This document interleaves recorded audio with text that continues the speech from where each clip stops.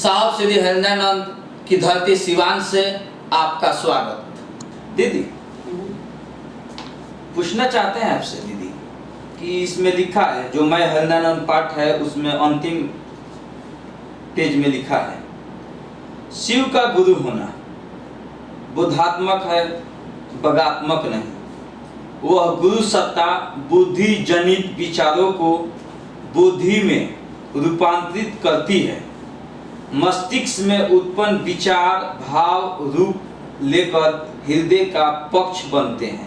यहीं से प्रारंभ होता है समझ का, सृजन का, जिसे अध्यात्म में ज्ञान कहा जाता है।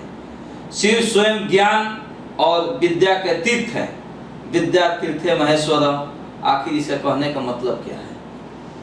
देखिए, साहब कहते हैं कि शिव गुरु है, ये बोधात्मक है, बागात्मक नहीं। अर्थात बोध कहते हैं, इसको सरल भाषा में समझिए कि मन समझ है, और बागात्मक कहते हैं कि मन नहीं समझा है लेकिन बातों में हम कह रहे हैं, बोली में। तो पुस्तकों में लिखा हुआ है कि शिव गुरु हैं, आदि गुरु हैं, महागुरु हैं।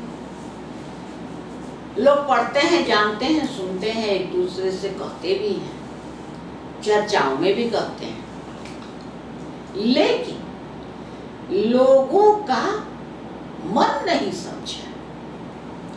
और साहब कहते हैं कि ये बोधात्मक है, बागात्मक नहीं है।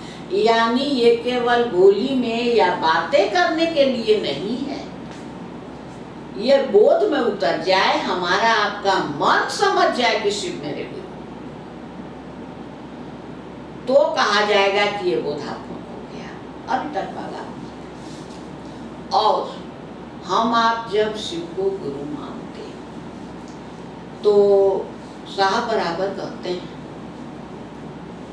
जानकारी और समझदारी, सूचना और समझदारी।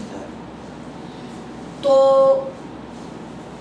शिव गुरु हैं, लेकिन हमको आपको इसकी सूचना भर है, जानकारी भर है, समझदारी नहीं है, यानी मन में नहीं उतरा है। और साहब कह रहे हैं कि शिव गुरु हैं, ये तो मन के समझने की चीज है, मन में उतर जाना है इसको।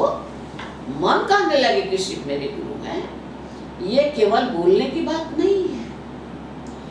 तो हम आप जब शिव को गुरु मानते हैं और धीरे धीरे धीरे जब उनके निकट आने लगते हैं, तब हमको समझ में आता है, यानी ज्ञान होता है कि शिव सच में, क्योंकि शिव भले बोलते न हैं, लेकिन पुराणों में कहा गया है, अरे विद्या तीर्थ महेश्वर, कि वो तो सारी विद्याओं के तीर्थ स्थल हैं, सारी विद्याएं उनमें वास करती हैं।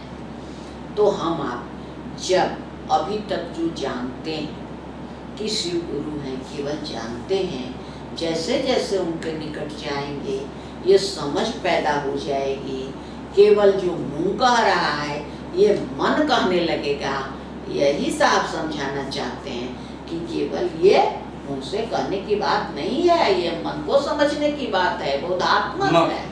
बोधात्मक कहते हैं कि बोधि में उतर जाए, यानी समझ में उतर जाए, और बागात्मक कहते हैं कि केवल वाक में है, यानी बोली में।